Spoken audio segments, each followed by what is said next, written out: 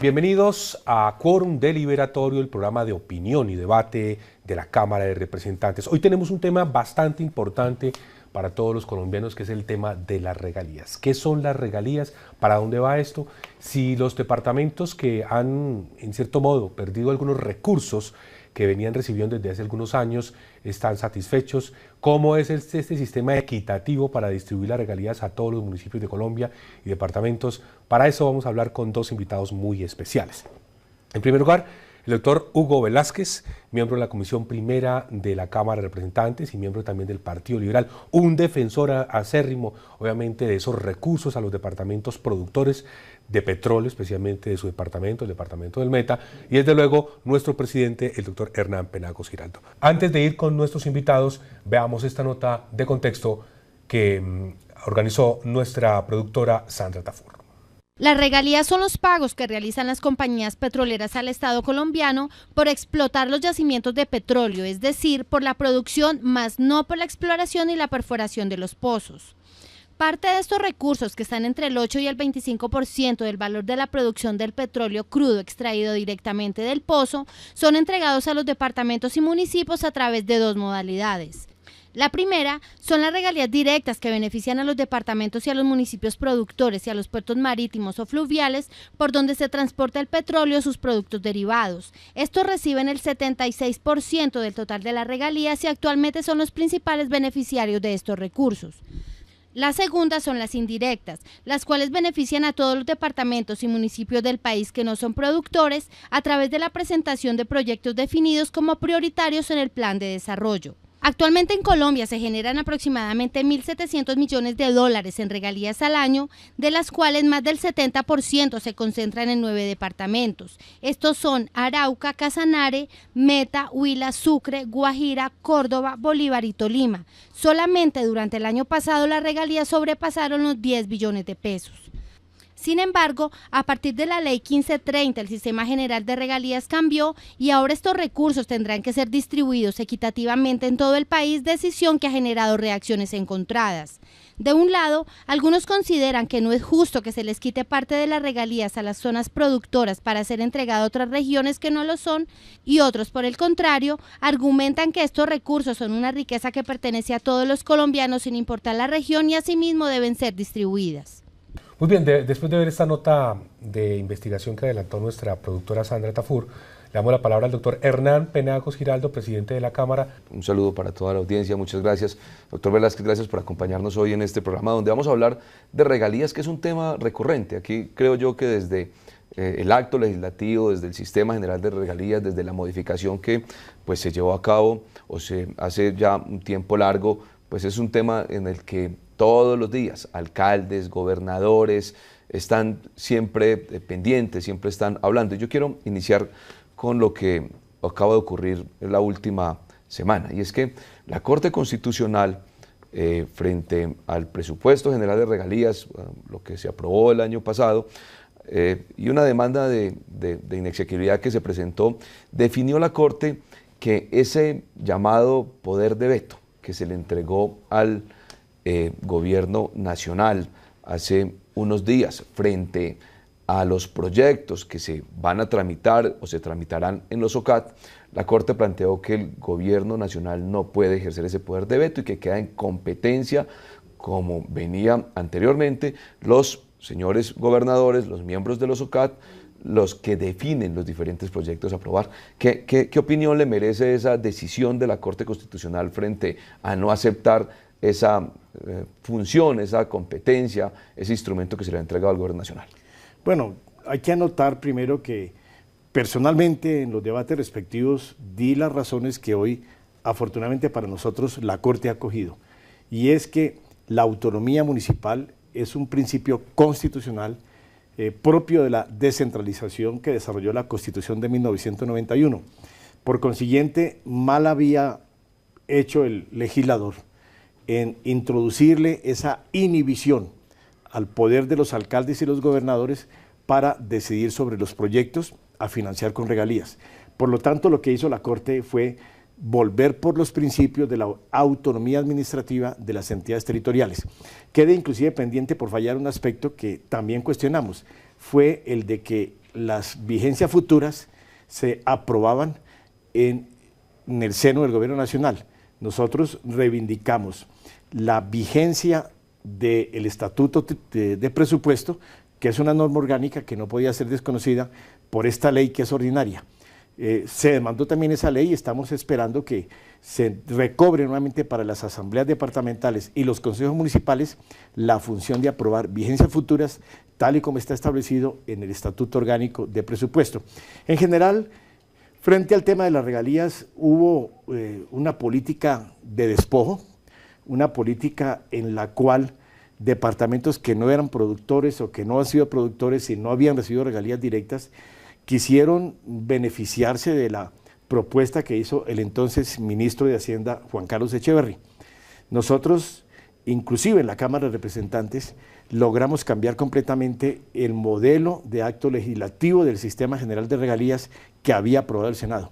En ese proyecto, como venía del Senado, los departamentos y municipios productores estaban borrados completamente y se equiparaban a las regiones no productoras para que concurrieran todas a los mismos fondos en condiciones de igualdad. Nosotros logramos en la Cámara de Representantes y concretamente en la Comisión Primera, por una propuesta que yo presenté, que fue acogida por los ponentes, que los departamentos y municipios productores mantuvieran las regalías directas, lo que a la postre se aprobó. Entonces yo reivindico el papel de la Cámara en el hecho de que hoy los departamentos y municipios productores tengan regalías directas. Eso es muy cierto. Hoy tal y como venía el proyecto, los municipios productores estaban, digamos, en una situación difícil. Como terminó el proyecto, hay regalías directas para los municipios productores y obviamente hay la distribución general de las regalías en los demás municipios del país. Aquí se ha hablado, doctor Velázquez, lo hemos escuchado mucho, lo ha dicho la Contraloría, bueno, en la opinión también se referencia un poco acerca de la poca ejecución de los recursos de regalías. ¿Usted qué ha observado, en especial en el Meta o en lo que ha referenciado de esos documentos que desde la misma Contraloría han salido? Bueno, yo creo que el tema de las regalías, inclusive en el pretexto con que el gobierno quiso modificar su estructura, siempre se ha argumentado temas de incapacidad, de corrupción de los gobernantes, de los entes territoriales.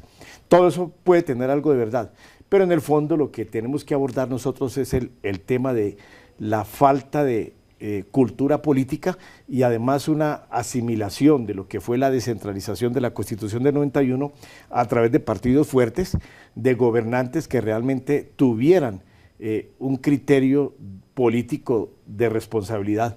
Desafortunadamente, las regiones productoras de regalías, que por ironía son regiones que han estado marginadas del progreso nacional, todos los departamentos productores de regalías, a excepción de Santander, son departamentos que han estado en esa Colombia de poco desarrollo. Me refiero, por ejemplo, a los departamentos de la Orinoquia colombiana, al departamento de Putumayo, que son departamentos que solamente recobraron importancia en el contexto nacional cuando empezó la producción de petróleo. Pero allí la política fue distorsionada por muchos factores. El caso, por ejemplo, de los jefes paramilitares que llegaron a estas regiones procedentes de otros departamentos y que terminaron capturando las rentas de regalías valiéndose de esa debilidad política de nuestros departamentos. Entonces lograron comprometer a los gobernadores financiándoles sus campañas o a los alcaldes con una retribución que era la regalías. Podríamos decir que hoy, doctor Velázquez, hoy la ejecución, la destinación de los recursos de regalías en los municipios productores, digamos, es un poco más juiciosa, digamos, consulta más los intereses que definió el acto legislativo, es decir, lo que se habló de los diferentes fondos, es decir, que atacaran un poco la pobreza, que se buscara competitividad y demás, es decir, hoy esos recursos, digamos, se destinan con mucho más ponderación y más juicio. Hay casos, en la mayoría de los municipios todavía no hemos tenido esa cultura del gasto público financiado con regalías que se oriente realmente a atender necesidades básicas insatisfechas o proyectos de impacto de desarrollo. En el departamento del Meta seguimos, por ejemplo, con municipios como el caso de Puerto Gaitán, que en este momento ha recibido cerca de 100.000 millones de pesos de regalías en lo que va corrido de este año, en donde no se ve un gasto social notorio, en donde realmente las obras que se financian con regalías no son obras que generen desarrollo. y eso ha movido, por ejemplo, a la Contraloría a pronunciarse en varios eventos, a que programas de televisión tan reputados como el de Pirri hicieran crónicas sobre el despilfarro y las regalías en Puerto Gaitán. Doctor Velázquez, digamos que uno de los argumentos, y usted que es un juicioso congresista y tanto debate que hubo frente al tema, primero del acto legislativo, el año pasado frente al presupuesto del sistema bianual del Sistema General de Regalías, uno de los temas, digamos que de alguna manera todos reivindicábamos, era la posibilidad de que con los recursos de regalías se financiaran proyectos regionales o proyectos subregionales, es decir, proyectos en los que se involucraran varios departamentos grandes e importantes, o proyectos en los que se involucraran varios municipios, es decir, proyectos donde la población objeto fuera una población, digamos, mucho más amplia. ¿Usted cree que hoy los recursos de regalías sí se están aplicando o sí están yendo, por lo menos en un porcentaje importante, a proyectos subregionales, o se está quedando todo en proyectos pequeños de impacto local, seguramente algunos importantes, otros no, pero digamos sin el efecto que de alguna manera, usted lo sabe, se pretendió en su momento cuando el acto legislativo? Yo me he preocupado mucho por la forma como las regalías se han atomizado en obras que no generan ese impacto regional o subregional como se previó al momento de aprobar el Sistema General de Regalías. En parte se explica porque los gobernantes han pretendido, por ejemplo, acumular regalías para la vigencia que coincida con eventos electorales. También porque no tienen capacidad para estructurar proyectos propios, sobre todo los alcaldes de municipios pequeños, que les permitan llevar propuestas claras a los fondos de desarrollo regional y a los mismos OCAD departamentales, pero ante todo porque seguimos teniendo, como en todo el país, tal vez a excepción de Medellín, a excepción de su tierra, Caldas, una clase dirigente que sea realmente capaz de priorizar las necesidades fundamentales para construir políticas públicas encaminadas a satisfacer esas demandas sociales. Nosotros carecemos de gobernantes que tengan la capacidad de desarrollar políticas públicas en todos los sectores. Entonces se ha perdido mucho esa eficacia de ese enorme recurso y se han atomizado los recursos en pequeñas obras y no se ha aprovechado esa sinergia que puede significar el construir proyectos de gran impacto regional para generar igualmente un desarrollo regional que nos permita llevar a estas regiones a los mismos niveles de competitividad que tiene, por ejemplo, Antioquia, que tiene Caldas o que tiene la costa atlántica o el departamento del Valle. Sí, yo quisiera, perdón, representante Penagos, tocar un tema que me parece bastante importante. Usted lo tocó tangencialmente, pero ¿no cree que un poco esa falta de operatividad, un poco también los enormes escándalos, piscinas con olas, velódromos donde no había ni siquiera vías para llegar al velódromo, corrupción, no fueron el florero de Llorente para que esos 9.1 billones de pesos, por ejemplo, del año 2012, se tuvieran que redistribuir, o fue más bien una estrategia política del gobierno? Las dos cosas. Como se dice vulgarmente, y aquí le robo las palabras a un colega liberal de Antioquia, dimos papaya. Nuestros gobernantes en los últimos años fueron altamente vulnerables a la posibilidad de que los grupos alzados en armas... ¿Se enloquecieron con tanta plata? Se enloquecieron, no. Y se dejaron permear por... Llegaron hasta extremos. Por ejemplo, en el departamento del Meta, un gobernador está en la picota, un alcalde está también en la picota, y sus antecesores están muertos o sus contendientes. Y cuando uno revisa los fallos de la Corte Suprema de Justicia, encuentra que esos gobernantes tuvieron financiación de don Mario, de Miguel Arroyave, y la corresponsabilidad era que los contratos se les entregaban a esos grupos paramilitares.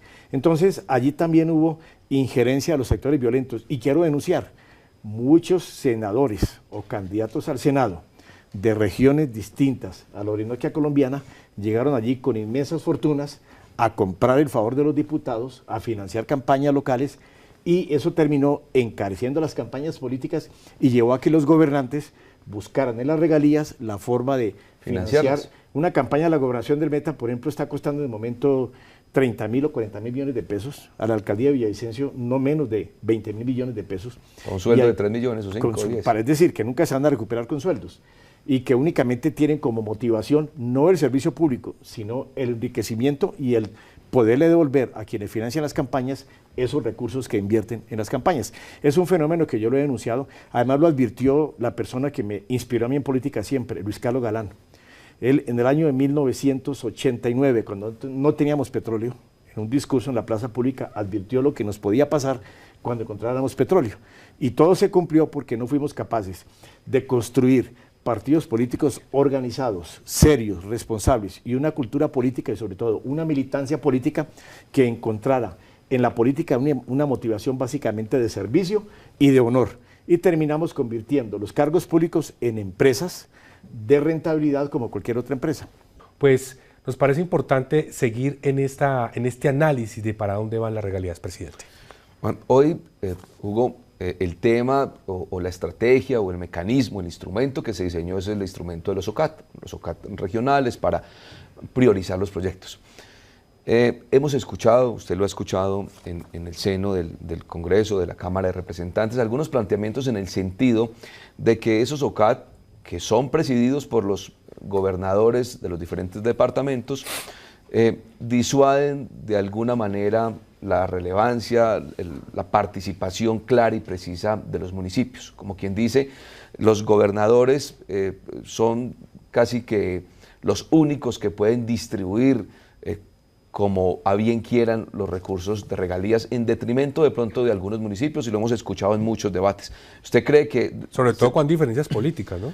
Y también se ha dicho que cuando hay diferencias políticas, los gobernadores acompañan o ayudan con estos recursos exclusivamente a los alcaldes que son de su partido político. ¿Usted cree que eso es cierto, que hay que mirar otro o diseñar otro esquema o revisar por lo menos para evitar esas circunstancias y que los recursos se inviertan, no con consideraciones políticas partidistas, sino que se inviertan pues dependiendo de las necesidades regionales? Evidentemente, eso es cierto. Los gobernadores manejan un criterio básicamente de favoritismo, de acuerdo a cómo han recibido el apoyo, no solo de los alcaldes, sino el apoyo en las urnas.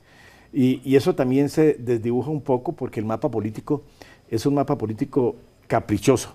En el departamento del Meta, y me sirve de referencia, un solo alcalde, el de Puerto Gaitán, financió y colocó 7 alcaldes, todos de municipios petroleros. Por lo tanto, ese mapa político influirá necesariamente en las próximas elecciones parlamentarias, pero lleva a que igualmente los gobernadores se fijen en ese mapa político para orientar los recursos y las políticas públicas de nivel departamental solo para favorecer esos sectores.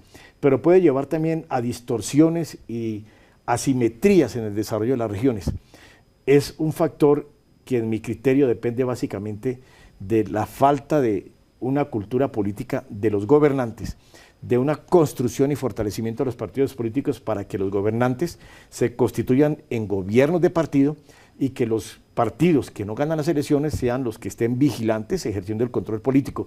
En estas regiones, las asambleas departamentales y los consejos municipales renunciaron a la facultad de ejercer control político y las contralorías son contralorías que terminan siendo impuestas por los gobernadores y por lo tanto secundan la labor de los gobernadores dejando de ejercer ese control fiscal que deben ejercer.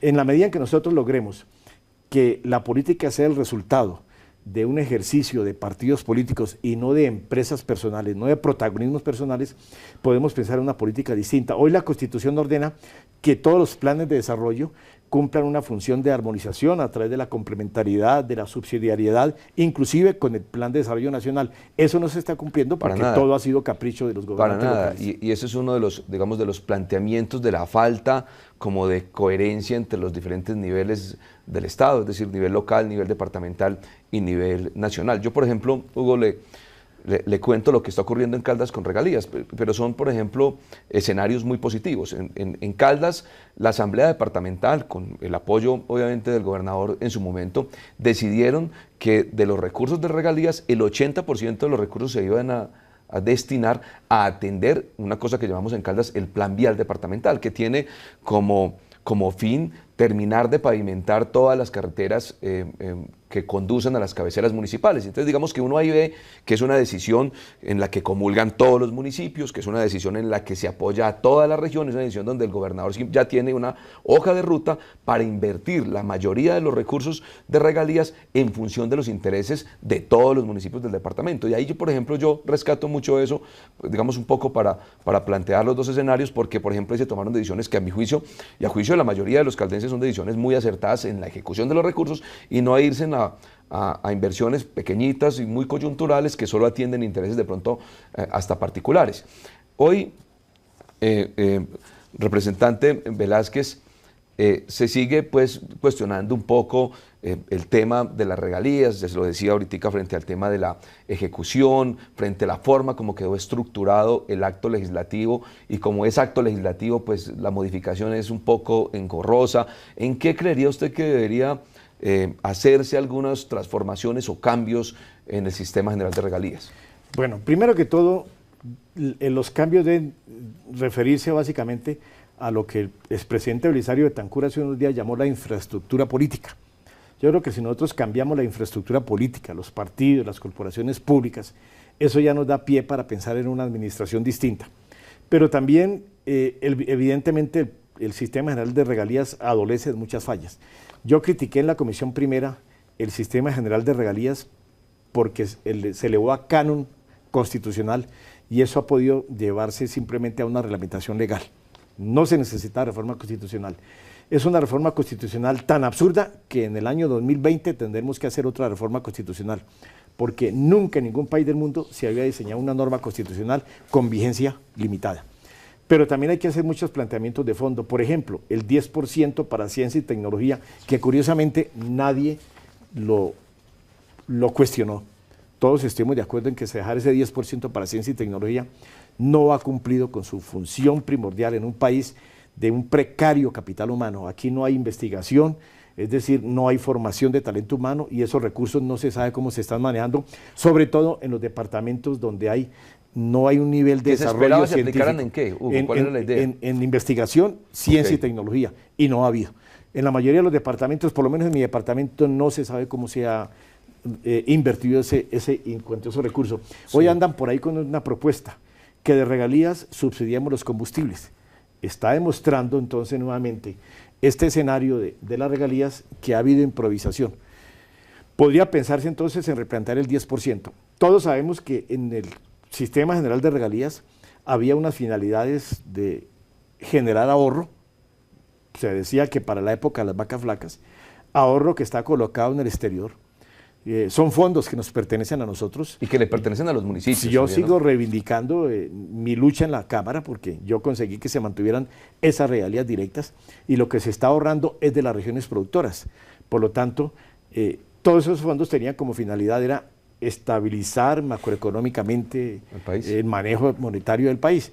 Todo esto pues implica que las regalías tienen que valorarse en ese sentido, en un gasto inmediato, pero también en una posibilidad hacia el futuro, en la medida en que sembremos, como decía un alcalde de un municipio del Meta, que tal vez es el municipio ejemplo en Colombia de inversión de regalías, Castilla la Nueva.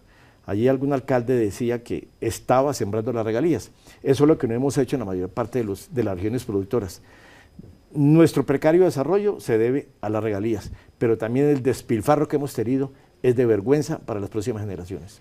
Un tema bien interesante de la figura del nuevo sistema general de regalías es el fondo de compensación, que es una figura que creó el Estado para que aquellos municipios que no tenían las oportunidades y que los índices de desarrollo humano no eran los apropiados, tuvieran oportunidad. Sí están llegando esos recursos a los municipios que realmente lo necesitan. Por ejemplo, del eje cafetero se habla mucho de que son departamentos bollantes, jóvenes, prósperos, pero realmente cuando usted se va a ver después de la crisis del café, departamentos absolutamente muy pobres, departamentos por ejemplo como Génova, como Pijao, como en Risaralda, Mistrató, Guática, en donde inclusive hay índices de desnutrición. ¿Sí están llegando esos recursos con proyectos realmente evidentes para compensar esos niveles bajos de desarrollo humano? Ese es un tema, primero que todo, el Fondo de Compensación Regional es una prolongación del viejo sistema del Fondo Nacional de Regalías, que era donde se repartía la mermelada. En ese sistema de repartición de la mermelada, pesa mucho la capacidad de gestión que tenga la entidad municipal o la entidad territorial. Eso requiere municipios, por ejemplo, con un alto desarrollo administrativo, con mucho talento humano, con capacidad para estructurar un buen proyecto. Pero los departamentos, sobre todo los municipios, en donde no hay capacidad para estructurar proyectos, donde la gestión no está bien intermediada frente a los poderes centrales, por ejemplo, no hay alcaldes con capacidad de gestión, donde la representación política es muy débil, como ocurre en la Orinoquia. Nosotros tenemos una población inmensa con un vasto territorio y nuestra representación política es muy baja, porque el censo electoral está desactualizado. Nosotros tenemos más habitantes que el Cauca y menos parlamentarios que el Cauca, menos representantes, porque la falta de un censo electoral, desafortunadamente el DANE no ha pesado la necesidad de que se actualicen esas informaciones. Todo eso lleva entonces a que tengamos una debilidad política manifiesta.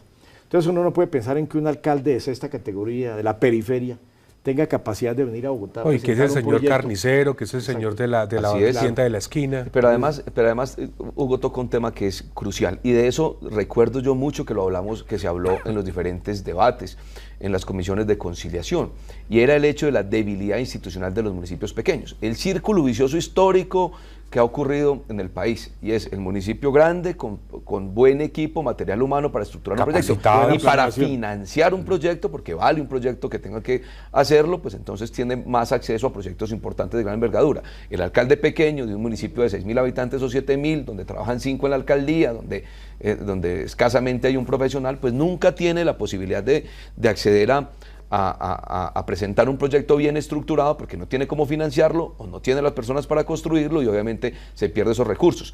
Y recuerdo yo, Hugo, que hablamos en ese tema de la posibilidad de que a través de los OCAT, o más bien, que a través de los recursos de regalías se priorizara un proyecto y se financiara la construcción y la estructuración del proyecto. Es decir, lo que se ha pretendido es, si hay una idea buena de un alcalde de un municipio pequeño, pues que se financie el proyecto, se financia la estructuración del proyecto y se financia la ejecución. Pero eso no está ocurriendo porque el alcalde llega con una simple idea en una hoja de papel ante los OCAT, y mientras otro alcalde llega con todo un proyecto, con todas las referencias, y no estamos logrando, y usted toca un tema que es crucial, no estamos logrando que ese propósito se cumpla. Como quien dice otra vez, los municipios muy pequeños, sin poca maniobra, pues se quedan sin la posibilidad del proyecto, sin poco poder político, pues peor, y ahí tenemos dificultades. ¿Tiene usted razón? ¿Y cómo ve ese tema?